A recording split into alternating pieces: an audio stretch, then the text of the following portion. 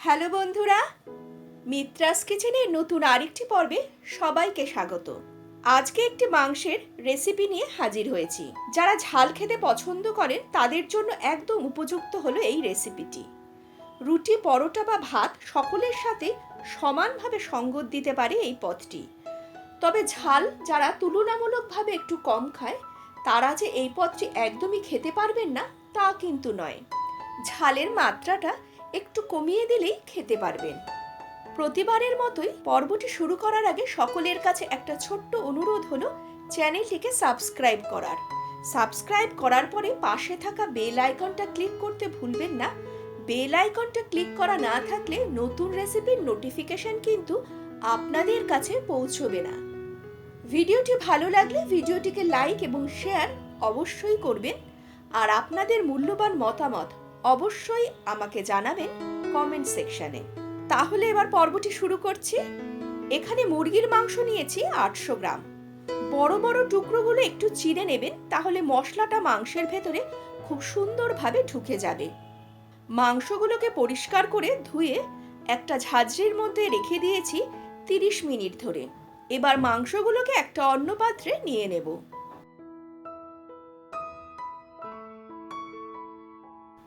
এখন এর মধ্যে একে একে দেব হলুদ গুঁড়ো, লবণ, শুকনো লঙ্কার গুঁড়ো, আদার গুঁড়ো, রসুনের গুঁড়ো, কাশ্মীরি লঙ্কার গুঁড়ো, গোলমরিচের গুঁড়ো এবং দুধ।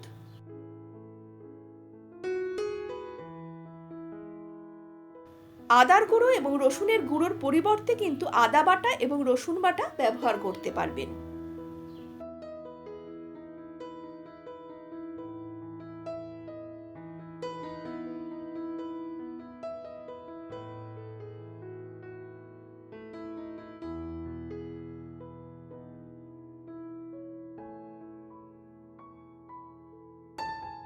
সবকিছু দিয়ে মাংসটাকে খুব ভালো করে মাখিয়ে নেব।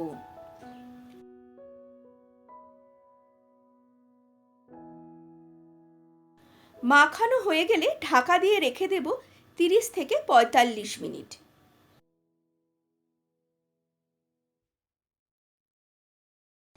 তিরিশ থেকে 45 মিনিট পর এর মধ্যে দেব গরম করা সর্ষের তেল।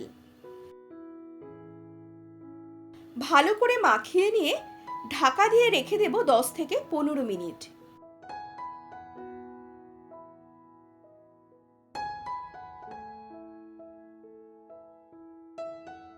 দশ থেকে 15 মিনিট পর চলে যাচ্ছি রান্নার মূল পর্বে।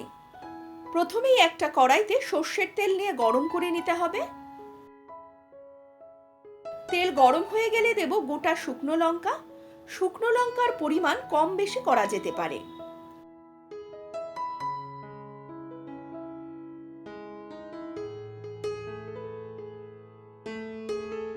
গোটা শুকনো লঙ্কাগুলো ভাজা হয়ে গেলে ম্যারিনেট করা মাংসের টুকরোগুলো তেলে ছেড়ে দেব। তবে এখন ম্যারিনেট করা মশলাটা কিন্তু দেব না, শুধুই মাংসগুলো দেব। এবার গ্যাসের আঁচটা একদম বাড়িয়ে 5 থেকে 7 মিনিট ধরে ক্রমাগত নাড়াচাড়া করব। এর ফলে মাংসটা ভাজা হয়ে কাঁচা গন্ধটা দূর হয়ে যাবে। 7 মিনিট ধরে নাড়াচাড়া করার পর এখন দিলাম ম্যারিনেশনের মশলাটা। এরপর গ্যাসের আঁচটা আবার বাড়িয়ে মশলাটাকে কষিয়ে নেব তেল ছাড়া পর্যন্ত। তবে ক্রমাগত কিন্তু নাড়তে হবে।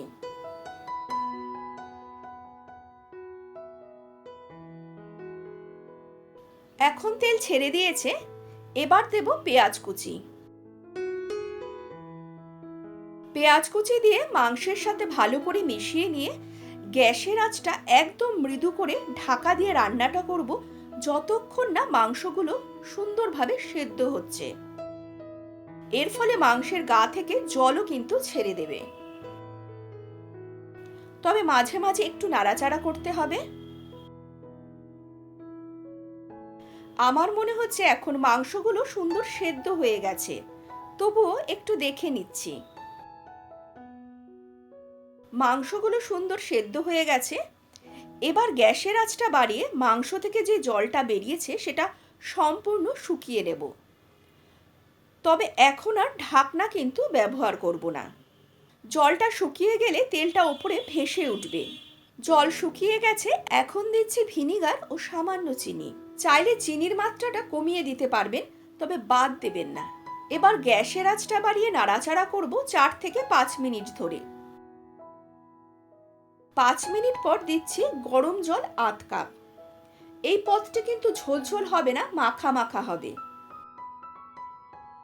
এবার গ্যাসের আঁচটা বাড়িয়ে মাখা মাখা করে নিলেই তৈরি হয়ে যাবে মুরগির লাল ঝাল, যা ভাত, রুটি, পরোটা সকলের সাথে অসাধারণ লাগবে। এখন গ্যাসের আঁচটা বন্ধ করে গরম গরম পরিবেশন করুন এই পদটি। আশা করছি আজকের রেসিপিটি সকলেরই ভালো লাগবে। যারা চ্যানেলে নতুন বন্ধু, এখনো চ্যানেলটিকে সাবস্ক্রাইব করেননি, তাদের কাছে একটা অনুরোধ হলো রেসিপিটি ভালো লাগলে চ্যানেলটিকে সাবস্ক্রাইব করার।